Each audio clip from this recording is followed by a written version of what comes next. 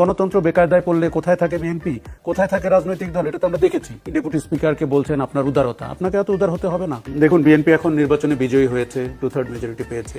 BNP অনেক কথাই বলতে চাচ্ছে এবং বলছে, কিন্তু আপনি যদি নির্বাচনের আগের বাংলাদেশকে দেখেন, গত 18 মাসের বাংলাদেশ এবং বিশেষ করে শেখ হাসিনার আমল, তার পালিয়ে যাওয়া থেকে শুরু করে, তাহলে বিএনপির এই কথা কিন্তু আপনার কাছে প্রশ্ন করতে ইচ্ছা করবে। বিএনপির মনে রাখতে হবে সময় এবং অসময় কি জিনিস। আমরা বিএনপির অসময়েও বিএনপিকে দেখেছি।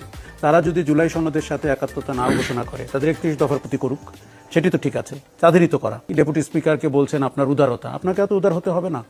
আপনি একটু বাস্তবসম্মতভাবেই কথা বলুন, কারণ গণতন্ত্র বেকায়দায় পড়লে কোথায় থাকে বিএনপি, কোথায় থাকে রাজনৈতিক দল, এটা তো আমরা দেখেছি। ওই অবস্থা যে বাংলাদেশে আর আসবে না তারও কোনো গ্যারান্টি নাই, কিন্তু তার থেকে খারাপ হতে পারে।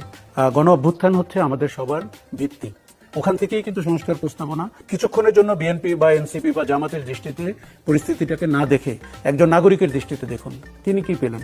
শেখ হাসিনা পালিয়ে গেলেন, একটি নির্বাচন হলো, বিএনপি ক্ষমতায় আসলো। এর জন্য কি 1400 লোক জীবন দিয়েছে? এর জন্য কি 27,000 লোক পঙ্গু হয়েছে? I don't think so. তার মানে বিএনপিকে প্রশ্ন করতে হবে মানুষের মনের আশা আকাঙ্ক্ষাটি কি। আশা আকাঙ্ক্ষাটি হচ্ছে আপনি রাষ্ট্রের সংস্কার করবেন, আশা আকাঙ্ক্ষাটি হচ্ছে পার্লামেন্টকে কার্যকর করবেন, বিরোধী দলকে ডিসেন্ট স্পেস দিবেন, সাংবিধানিক প্রতিষ্ঠানগুলো দলীয় কর্মীদেরকে নিয়োগ দেবেন না।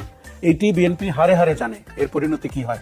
সেই কাজ যদি তারা আবার করে, তাহলে কিন্তু তাদের পরিণতি আমরা এখনই বলে দিতে পারবো। শুনতে খুব খারাপ শোনাবে, মনে হবে যে 1 মাসের মধ্যে সমালোচনা হচ্ছে।